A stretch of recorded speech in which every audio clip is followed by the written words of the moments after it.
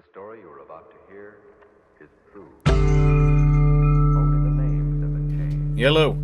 Kelvin Gastelum is quickly becoming one of my favorite fighters simply because his only real genetic advantage appears to be his chin, and even then, it's as if he doesn't have to rely on it. He simply uses technique and skill to overcome the odds. He is said to miss training, doesn't watch what he eats, is lazy during training, etc, etc, yet, at this high level appearing to be at a physical disadvantage, Kelvin out-techniques and out-skills his opponents.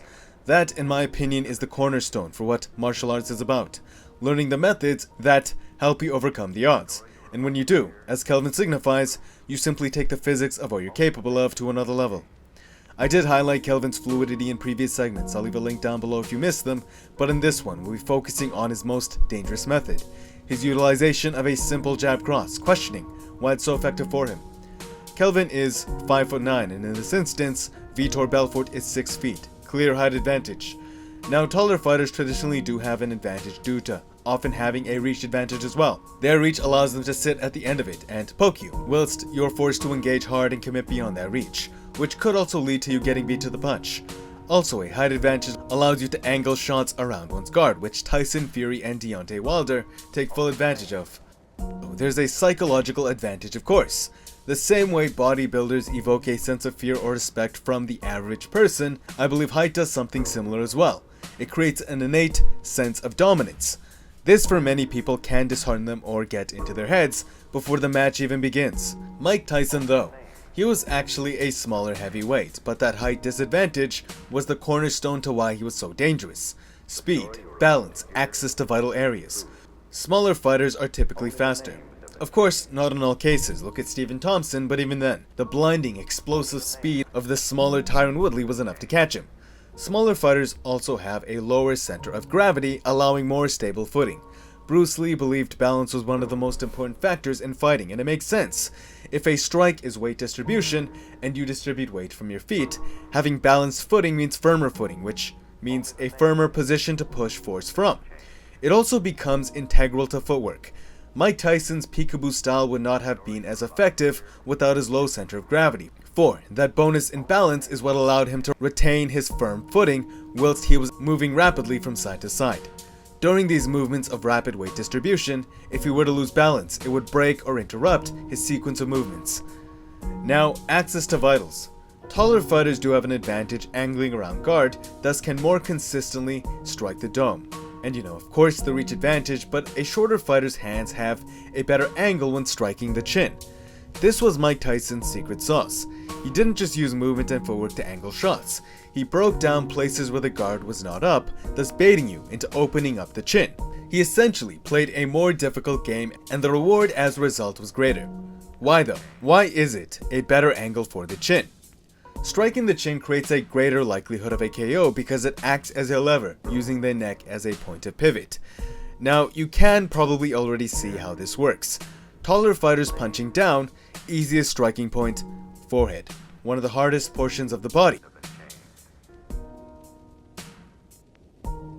Thus, a taller fighter has a harder time pivoting the skull than a shorter fighter striking up.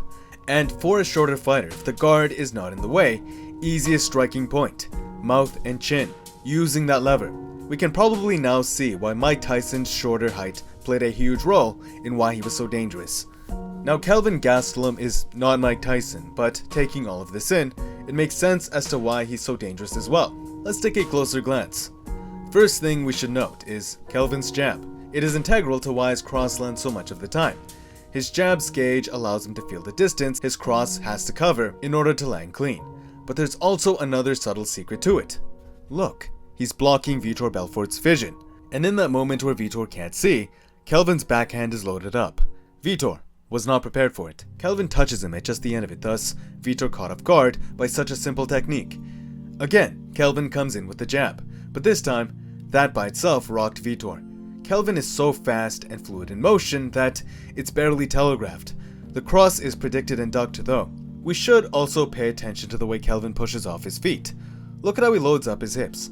Kelvin guises the motion by simply walking towards his opponent, and when he breaks rhythm, look at how he subtly steps off his lead leg into a wider stance, and the moment he steps onto his back leg, he explodes off of it, whilst his lead leg is in the air.